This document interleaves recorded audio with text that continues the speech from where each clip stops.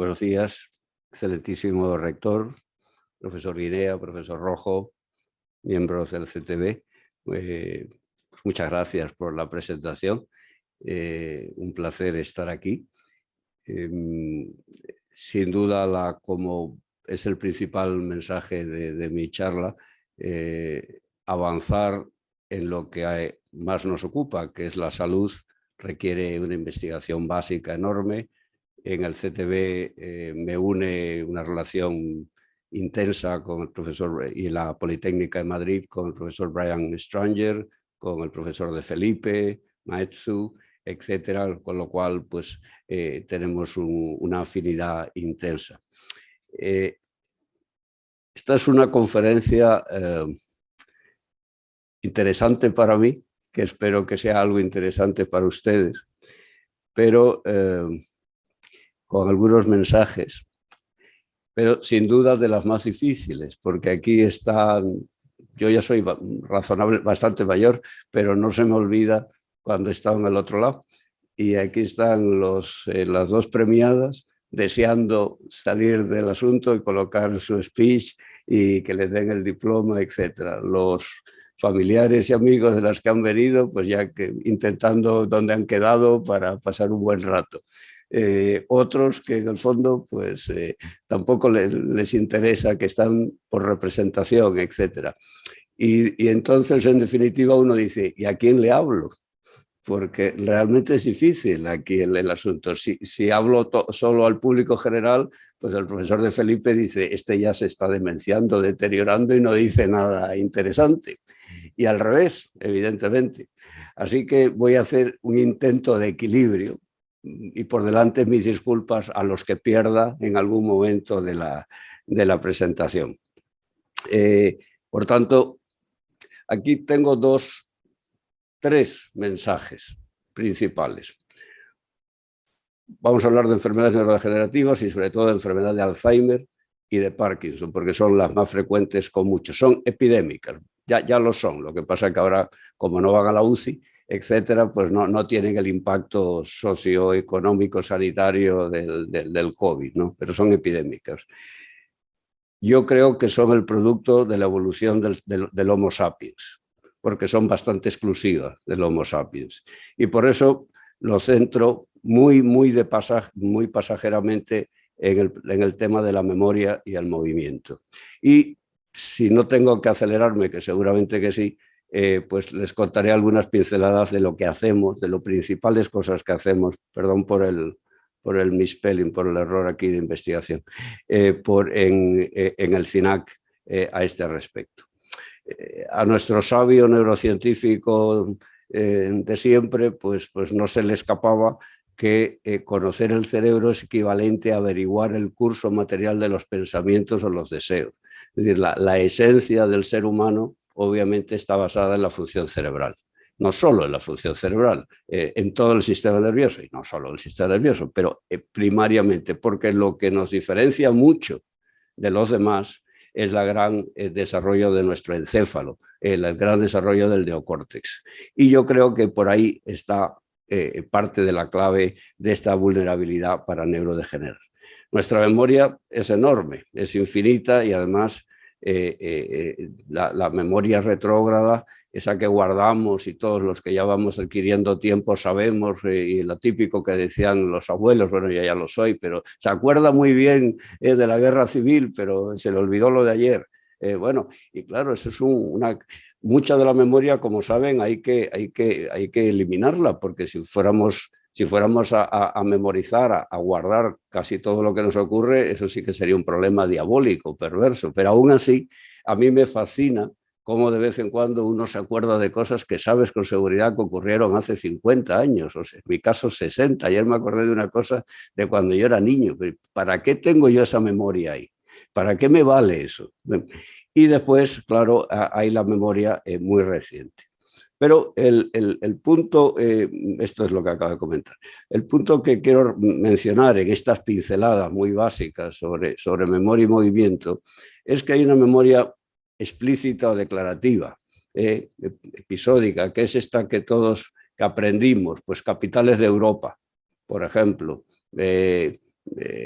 quién ganó la liga de fútbol, de ese tipo. Y hay otra memoria con la que pretendemos avanzar bueno, y esto depende mucho del lóbulo temporal, con el doctor Stranger, que es la memoria implícita, que es esa que vamos aprendiendo casi sin querer.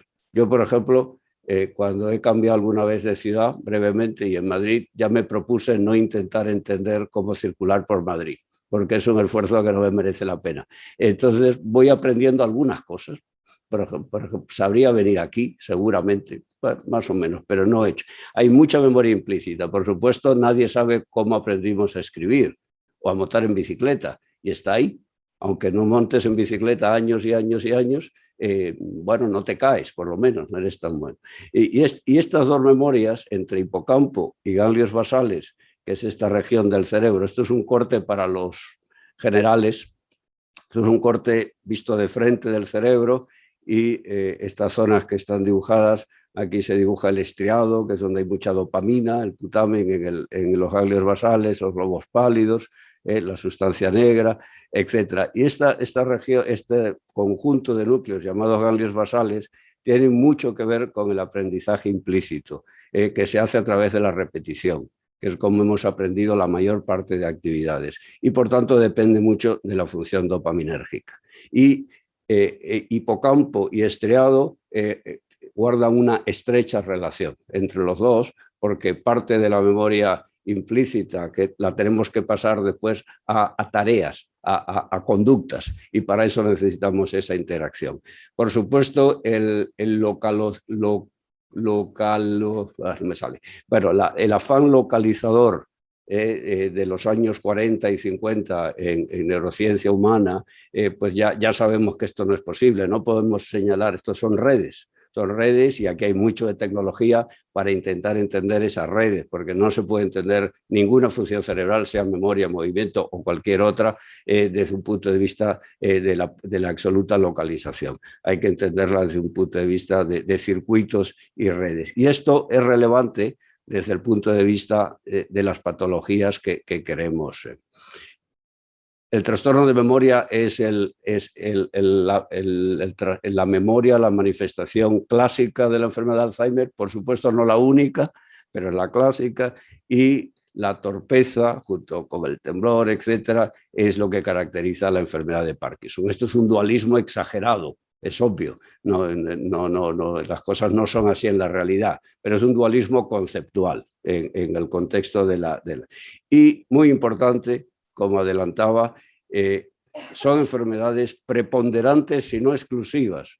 Enfermedad de Parkinson, que yo hablo de manera más tajante, sino dogmática, no hay enfermedad de Parkinson reconocida espontáneamente en otras especies. Es exclusiva del ser humano hasta ahora.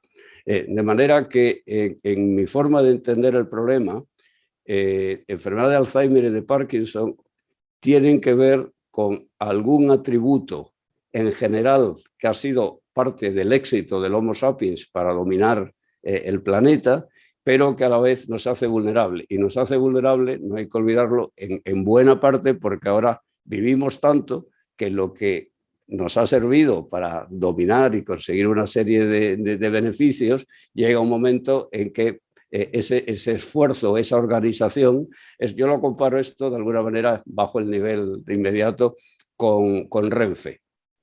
Los jóvenes no lo saben, pero Renfe tuvo uno de sus principales objetivos, que todos los pueblos de España tuvieran comunicación en mayor o menor grado. O sea, que algunos habría que caminar 8 kilómetros, pero en fin, tenían comunicación. Claro, eso es una red de ferrocarriles enorme. Mantener esa red de ferrocarriles, que después no se usa en una buena medida, si se quisiera mantener útil, que en cualquier momento, como cuando yo ahora quiera montar en bicicleta, esté disponible, tiene un gasto enorme. Y al cabo de 100 años de estar construida, el gasto es casi infinito. Le pregunté a un empresario no hace poco, que de una empresa en crecimiento, ¿qué te preocupa a ti más y dónde ves más vulnerabilidad? Que es mi palabra favorita. ¿En los nuevos hospitales que creas o en los que ya tienes de hace tiempo? Dice, los segundos sin duda. No hay cosa peor que la rutina. En la rutina el gasto no hay quien lo controle. En lo nuevo sí lo controlo, porque es el dualismo entre lo consciente, lo que está dirigido, lo que está controlado, y la rutina, que es donde nos movemos los humanos, tanto para la memoria como para el movimiento, de manera muy elocuente, muy llamativa. Estamos en situación de automatismo continuamente los humanos. Entrando más en materia, ¿qué son las enfermedades neurodegenerativas? Que no solo son enfermedades de Alzheimer y de Parkinson, es una lista bien larga. Y algunas, pocas, como la enfermedad de Huntington, se asocian con una mutación concreta en un gen concreto que da una disfunción proteica concreta. Por tanto, no todas son igual de complejas en su origen, pero estas son mucho más raras. Lo mismo pasa con las atrofias del cerebelo, etc. Por tanto, yo generalizo más pensando en enfermedad de Parkinson, de Alzheimer, parálisis supranuclear progresiva, degeneración frontotemporal, etc. Bueno, en todas hay pérdidas de neuronas. Esta es la clave. Se pierden neuronas, se pierde la prolongación axonal, se pierde la sinapsis. De hecho, muchas, como la enfermedad de Parkinson y de Alzheimer, comienzan antes por la pérdida sináptica que por la pérdida del soma neuronal. Y todas se caracterizan porque las neuronas vivas, una proporción de ellas, acumulan cuerpos de inclusión, que son proteínas que les ha cambiado su estructura química y se agregan. Y se supone que esta agregación acaba siendo lesiva para la viabilidad de la célula, que acaba muriendo también. Y esto es probable que sea así. Todas evolucionan de manera progresiva, más o menos, pero todas son progresivas y hasta ahora todas acortan sustancialmente la vida. Todos saben, porque está en los medios, la más agresiva de todas. Si estuviéramos en una clase preguntaría, y seguro que alguien lo sabe, que es la esclerosis lateral amiotrófica, la ELA. Por suerte la ELA es rara comparada con enfermedad de Parkinson y de Alzheimer, pero realmente es maligna, ¿no? Porque lleva a la muerte en pocos años, en menos de 5 años. Por tanto, este carácter progresivo, la mayor incidencia en edad avanzada, y que empiezan generalmente por una zona concreta, nos da el constructo de las diferentes enfermedades. Los pacientes que sobreviven mucho acaban pareciéndose muchísimo entre ellos. Da igual que empezaran teniendo enfermedad de Alzheimer que enfermedad de Parkinson, que son las dos que más sobreviven. De lejos, enfermedad de Parkinson. La enfermedad de Parkinson ahora se envejece con enfermedad de Parkinson. Con enfermedad de Alzheimer está empezando a ocurrir. Ahora ya en España duran 10, 12 años, que es muchísimo ya. Pero con enfermedad de Parkinson se vive 30 años. Antes de ayer tuve la noticia de un paciente que yo he conocido mucho que murió después de 38 años del diagnóstico. O sea, envejeció. Y esto es un reto nuevo para el rector, para la sociedad, para la neurotecnología. Y es cómo envejece el cerebro con una enfermedad neurodegenerativa y cómo la neurodegeneración afecta el proceso de envejecimiento. Ese es un binomio que no lo, vamos, en mi opinión, totalmente falto de estudio, porque los modelos animales raramente son con animales envejecidos, porque son más difíciles, mucho más difíciles, y entonces no trabajamos con animales envejecidos y por tanto no perdemos ese rasgo clave. Aquí viene un ejemplo, y teniendo al profesor de Felipe aquí, pues voy a pasar rápido, de la corteza cerebral y la pérdida de espinas en neuronas corticales, y eso sí, los cuerpos de inclusión, que característicos en este caso de la enfermedad de Parkinson, que son inmunoreactivos a ciertas tinciones, a ciertas proteínas, en este caso a tau, y después en la enfermedad de Alzheimer hay acúmulos de amiloide extracelular que también son. Todas se caracterizan por algún cuerpo de inclusión. Son enfermedades en general, salvo las genéticas puras, como la enfermedad de Huntington que he mencionado, complejas en entender su etiopatogenia. Parece que están, y es lo que voy a explicar, parecen ser plurietiológicas de alguna manera. Ciertamente hay un factor de riesgo. Por ejemplo, la enfermedad de Alzheimer y de Parkinson tienen esta característica que a mí me parece fascinante, y es que tienen hiposmia, que las dos cursan con hiposmia, que en un sentido lógico fácil diría, pues será que es que hay algo del ambiente que algunas personas no huelen y eso se sobreexponen a ese tóxico y por tanto tienen más vulnerabilidad. O al revés, uno nace con una dificultad para generar una serie de células que en paralelo te da vulnerabilidad a otros. En realidad es uno de los temas en los que yo gastaría los 500 millones de euros que aspiro a que alguien me dé para resolver la enfermedad de Parkinson. Y después hay un montón de factores preventivos que ahora vamos a ver. Brevemente sobre enfermedad de Alzheimer para justificar el título. ¿Por qué es una epidemia? Pues porque crece a medida como la edad media de la población aumenta y va relacionada con la edad, pues la prevalencia va aumentando de manera muy importante.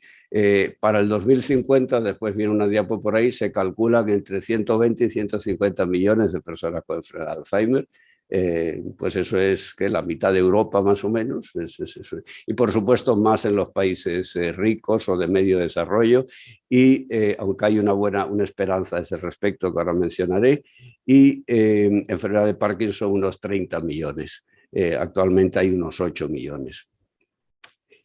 Interesante, fascinante, es que los factores de riesgo, aparte de la herencia, que en general hay pocas familias con enfermedad de Alzheimer, son los cardiovasculares. Y esto es bien llamativo, que sean los cardiovasculares. Después el nivel educativo. El nivel educativo es un factor clarísimo, que cuanto más nivel educativo, menos incidencia de enfermedad de Alzheimer. Por tanto, ante el hecho general de cualquier sociedad ilustrada, ¿verdad?, de educar a sus congéneres, pues en este caso sería un factor que reduciría el riesgo de tener enfermedad de Alzheimer.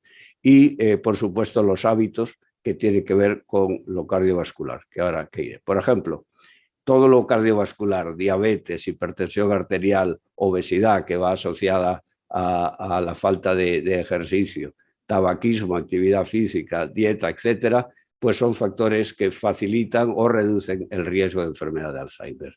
Y esto es un aspecto importante porque en la medida en que no hay tratamiento para la enfermedad, para resolver la enfermedad de Alzheimer, ni siquiera en este momento para pararla, pues todos estos factores, esto sí es lo que podemos hacer.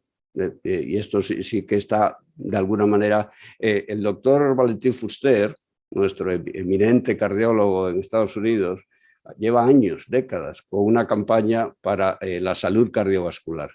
Y más o menos el mundo ha avanzado en esto. Creo que nuestra sociedad sabe que es malo estar hipertenso, que es malo el azúcar, la obesidad, etcétera, aunque no lo pongamos en práctica, pero esto empieza a saberse. Y de la misma manera habría que incidir en este sentido por otro doble motivo, en este caso, no solo el corazón, sino también el cerebro. Y, como digo, el nivel educativo, el estar activo. Ayer me decía un paciente que estaba pensando en retirarme, pero he creído que no. Es un paciente con deterioro cognitivo ligero, o sea, que está ahí en frontera. Le he dicho, no se te ocurra retirarte. Si te retiras, en 3 años estás demente. No se te ocurra. Mientras te dejen, tú sigue activo. El traumatismo. Total, que se han identificado todos estos factores, son 7 o 12, según cómo se miren, que realmente pueden reducir notablemente el riesgo de desarrollar enfermedad de Alzheimer basados en estos factores. Lo mismo esencialmente ocurre con enfermedad de Parkinson. Hay una serie de factores de riesgo y una serie de factores protectores. Esta desde allá atrás no se ve, a que la paso rápido. Por ejemplo, el favorito de los protectores para parte de la población todavía, fumar. Y esto es fascinante. ¿Cómo puede ser que fumar, que es un factor de riesgo cardiovascular, bueno, y de muerte, proteja? Y que protege. Protege en el sentido de que reduce significativamente en todas las poblaciones del mundo que ha sido estudiada, quitando a los, en fin, todos los confounders, todos los factores de error están quitados estadísticamente, y los que fuman tienen menos incidencia de enfermedad de Parkinson. Tema fascinante.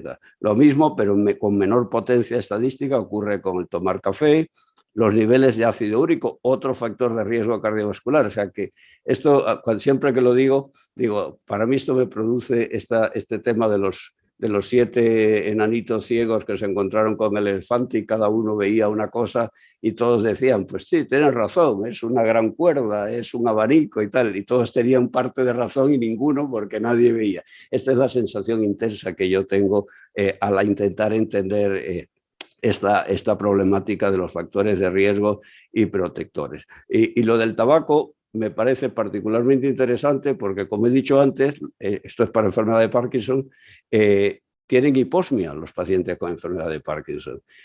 Con lo cual, ¿qué será? Que los que van a desarrollar enfermedad de Parkinson ya no somos fumadores de entrada porque no vamos a tener el placer de fumar de igual manera y ya es un sesgo ya de nacimiento prácticamente.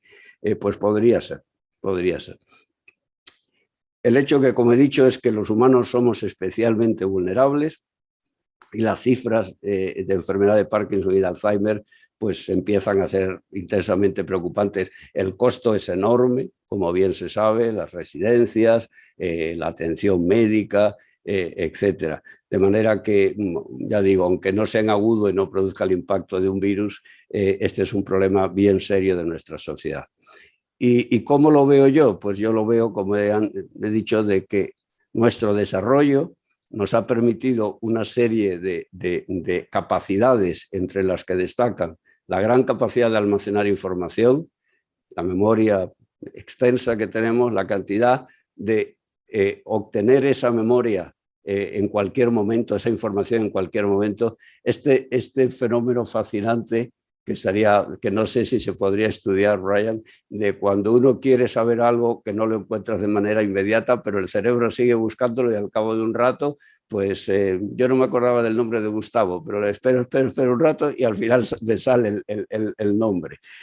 Y así sucesivamente. Bueno, eso es unas capacidades tremendas, ¿no? Que informáticamente se podrían modelar y me imagino que serían unos recursos. Y desde el punto de vista motor, yo hago énfasis en la simultaneidad. Los humanos somos multitarea y cada vez más. No hay más que ir al aeropuerto y ver la multitarea con el teléfono, la maleta,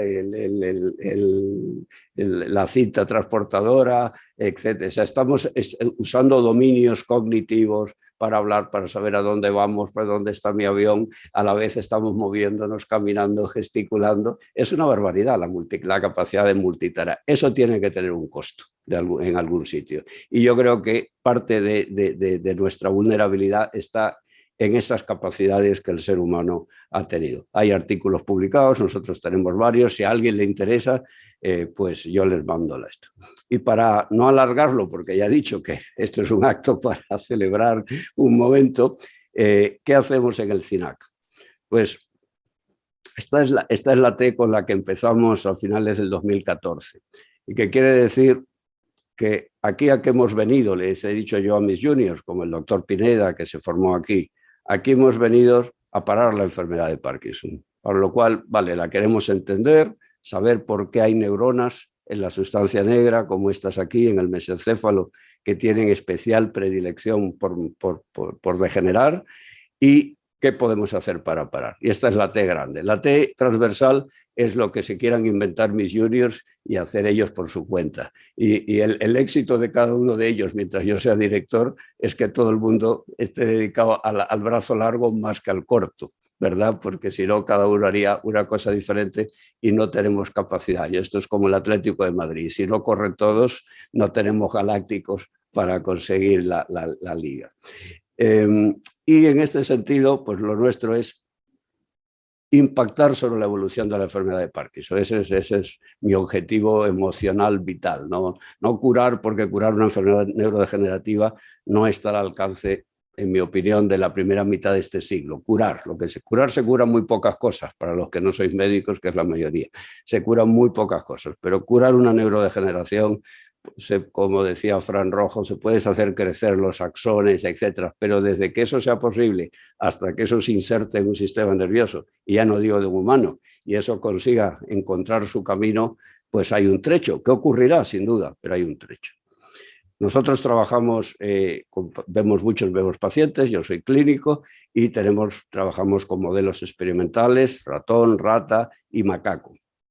Y este es el ejemplo, el resumen de lo que es la enfermedad de Parkinson. Esencialmente, no únicamente, se degeneran las neuronas dopaminérgicas en la parte ventrolateral de la sustancia negra y la proyección dopaminérgica al putamen y al caudado pues se pierde, por tanto hay una pérdida de dopamina y esto da lugar en personas jóvenes, personas mayores es otra cosa, pero en personas jóvenes pues a esta clínica característica. Esto lo cuento porque, en mi opinión, tiene un objetivo terapéutico, que en breve, pues como ven, este señor pues no bracea del lado derecho, tiene este hombro un poquito más caído y camina perfectamente, tiene buena expresión facial, es decir, tiene unas manifestaciones focales en la extremidad superior derecha, que ahora se notan aquí muy bien con el hombro.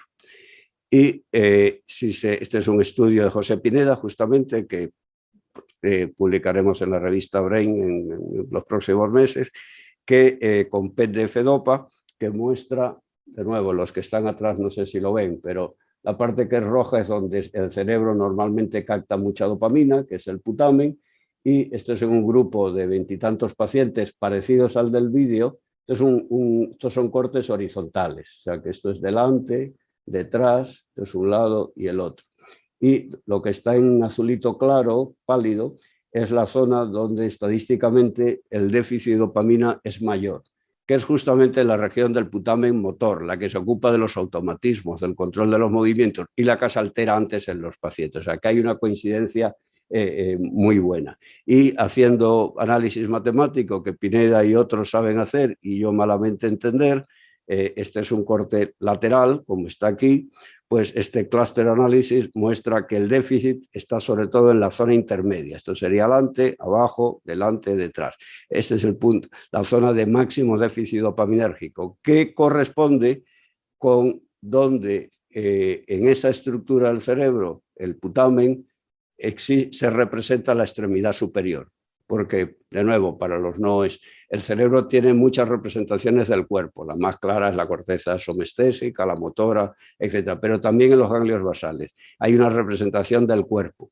Y, por ejemplo, la pierna está más arriba, la cara está más abajo y la extremidad superior está justamente ahí, lo cual nos encaja perfectamente con que la enfermedad de Parkinson generalmente empieza por la extremidad superior. ¿Esto a dónde me lleva? Pues que esta es nuestra diana.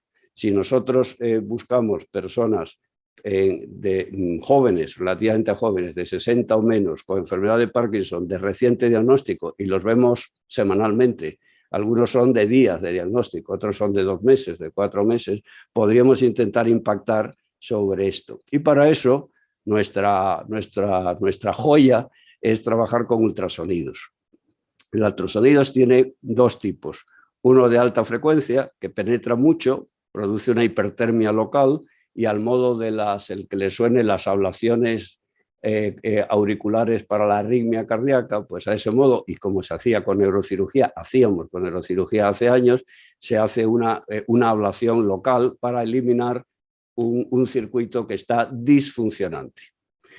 Y hay un ultrasonido de baja frecuencia que, unido a la administración intravenosa de unas burbujas, produce una apertura de la barrera hematoencefálica. Ahora vengo sobre eso.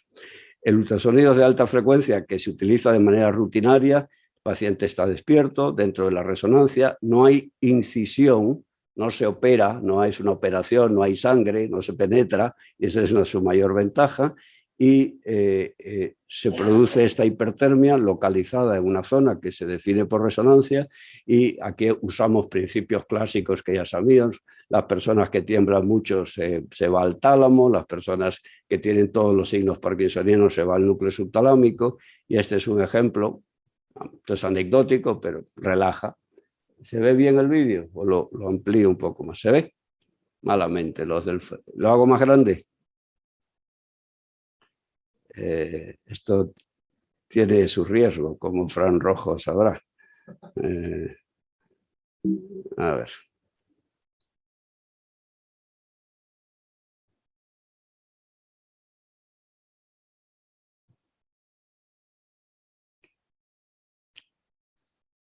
Esto es el sistema, pero ya está.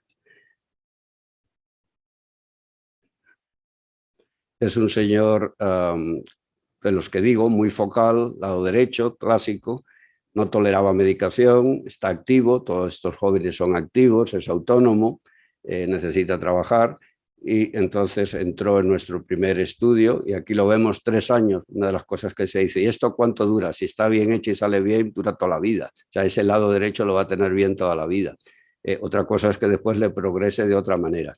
Y esencialmente lo que se hace es que el lado malo se parece mucho al bueno y de hecho generalmente el lado primariamente más afectado se pone mejor que el menos afectado. Y cuando llega el momento se le puede hacer la del otro lado. Esto se hace actuando sobre el núcleo subtalámico, que es nuestra diana estrella para contrarrestar los efectos de la enfermedad de Parkinson.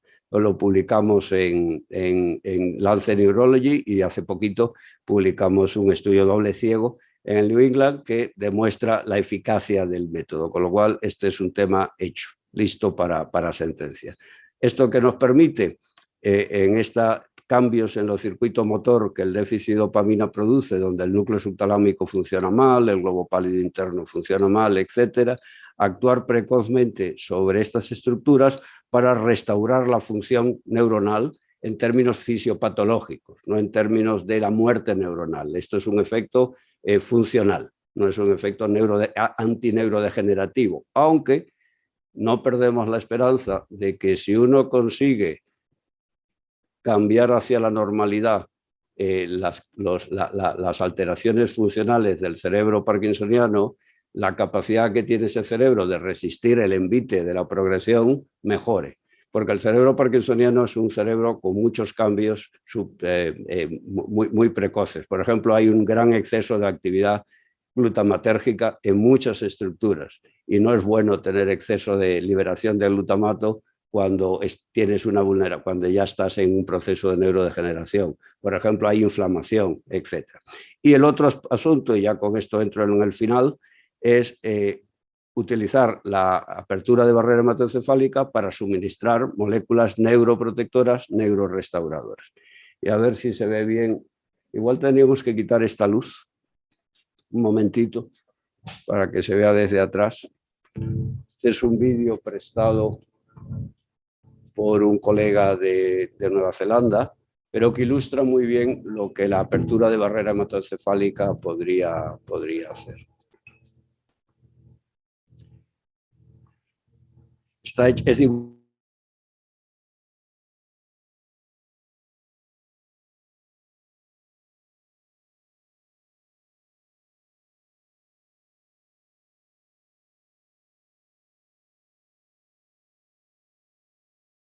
los vasos formada por endotelio, pericitos, la glía, prolongaciones neuronales, que hace que muchas moléculas, la mayoría de las moléculas, no pasen adecuadamente al cerebro. Pasan fáciles las que son muy lipofílicas y pequeñas, los aminoácidos, la glucosa, etc. Y es un gran problema terapéutico, porque, por ejemplo, la quimioterapia para un tumor cerebral pasa mal. Stopping drugs from penetrating to where they're needed. The work in Professor Gotz's lab involves using ultrasound to deliver. Ops. Perdón.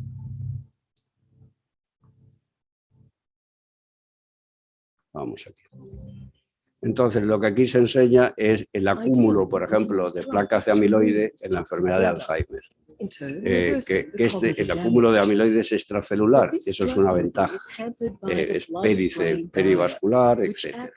Entonces, la idea es que el ultrasonido es capaz de producir una apertura, es un ultrasonido focal, en una zona que nos interese, por ejemplo, en nuestro caso, el estriado, la corteza temporoparietal. Se ponen las burbujas por vía intravenosa.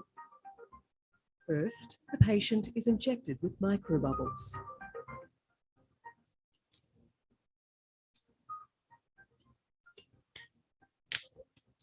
Las burbujas por sí mismas no hacen nada. Tiene que coincidir en un punto concreto las microburbujas con la emisión de ultrasonidos. en lo que aquí se representa. Y entonces sí que se produce una disrupción de la barrera focal. Ahora enseñaré.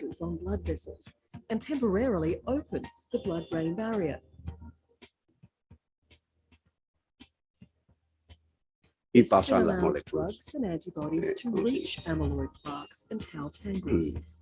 La idea es que en ese paso vaya, por ejemplo, un anticuerpo antiamiloide que se una a la placa para intentar controlarla o disolverla idóneamente, si es que eso es lo adecuado.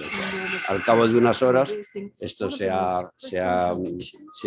sella, desaparece la apertura y no ha pasado nada.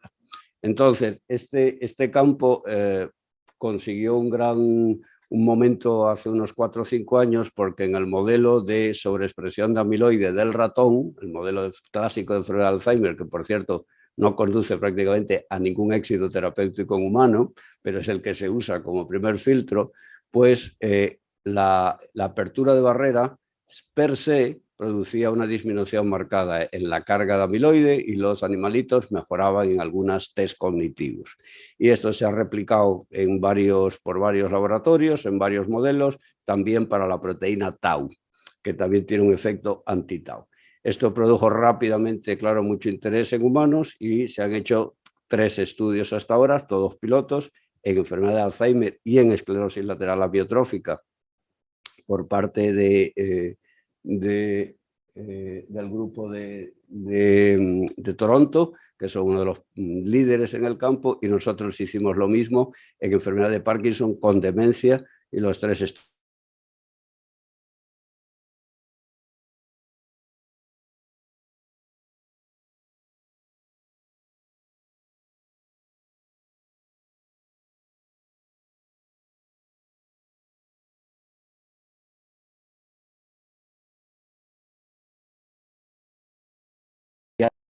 Toda esta zona blanca, que es después de inyectar gadolinio, pues que es la forma clásica de saber que hay apertura de barrera hematoencefálica. No la hay en ninguna otra parte del cerebro, ni siquiera en la región anterior del putamen, que es la zona donde no se emitió. O sea que el efecto es realmente focal, dura 24 horas aproximadamente y ocurre. Y se tolera bien, ¿no? Esto es una técnica mucho más fácil que el ultrasonido de alta frecuencia con la ablación. Como dije antes, nosotros trabajamos en modelos de enfermedad de Parkinson, clásicos y menos clásicos, en el macaco, y en el macaco hemos puesto a punto esta técnica. Aquí ven todo el área de sonicación de nuevo del putamen, y aquí ven unas imágenes con gadolinio espléndidas. Realmente esto es una apertura de verdad, no la que conseguimos en pacientes. Que la que conseguimos en pacientes, claro, en pacientes vamos con mucha cautela para no, por si acaso va a haber un efecto secundario. En los monos tenemos efectos secundarios no clínicos, no les pasa nada, pero en fin, hay impacto a veces, pero eso es lo que estamos haciendo, aprendiendo a tener buenas aperturas. Y lo usamos ya para varias cosas. Uno de los experimentos en marcha, que desde atrás no se ve bien, ha sido la administración de un vector para la proteína verde, GFP, sin más, para demostrar que el vector viral pasa al tejido donde se ha sonicado. Aquí está a más aumento, y efectivamente hay transfección con el vector a través de este método, que esto no se había hecho nunca. Es escasa, no es suficiente para pensar que eso va a tener un impacto terapéutico. Y eso lo tenemos que mejorar, quizás por el vector, quizás porque la apertura no era suficiente. En cualquier caso, y acabo, mis mensajes para llevar a casa. Pues para el público, suponiendo que haya algún padre, etcétera, pues que lo más importante para no tener enfermedad neurodegenerativa, si los genes de uno son buenos, porque si uno tiene genes muy malos, pues lo tenemos peor, es el ejercicio, la actividad cognitiva, controlar los factores de riesgo cardiovascular, mantenerse activo física y cognitivamente. A mis pacientes yo les digo, y además aproveche la ocasión y dígale a su cónyuge que le dé cosas que le gusten, que le dé buenos ratos, que le lleve a hacer cosas divertidas. Si le gusta viajar, váyase a viajar. Si le gusta el chocolate, come su trocito de chocolate, si no engorda. Eso por supuesto.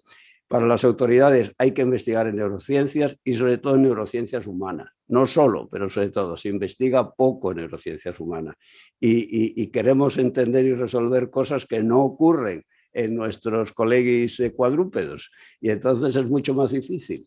Hay que entender los mecanismos de memoria en el humano, del control motor en el humano, la actividad, en fin, todos los factores. Y la neurociencia actual, la metodología, cada vez más permite hacer investigación en neurociencias humanas, que es neurociencias igual de básica que la del ratón o del mono. No es menos básica porque las preguntas son igual de fundamentales. Esto me parece crucial y será mi cantinela de los próximos años a nivel de gestiones. No concibo un centro de neurodegeneración nuevo, diseñado hoy, que no tenga un grupo, un departamento de neurociencias humanas. Me parece una aberración. Hay que trabajar a quien nos interesa, porque nadie está interesado en curar la encefalitis del ratón, por ejemplo. Es algo que sea relevante para nosotros. Y nada, para los colegas, lo único que digo es que se sobresimplifica mucho con el tema de las proteínas que agregan, etcétera. Es imposible que una enfermedad tan compleja como la enfermedad de Parkinson dependa solo de sinucleína o que la enfermedad de Alzheimer dependa solo de tau o de amiloides, según lo que uno sea. Es imposible, estos son fenómenos mucho más complejos. Ahora la inflamación toma más relevancia, pero seguramente que secundaria, etcétera. No, tenemos que estar prevenidos de sobresimplificar.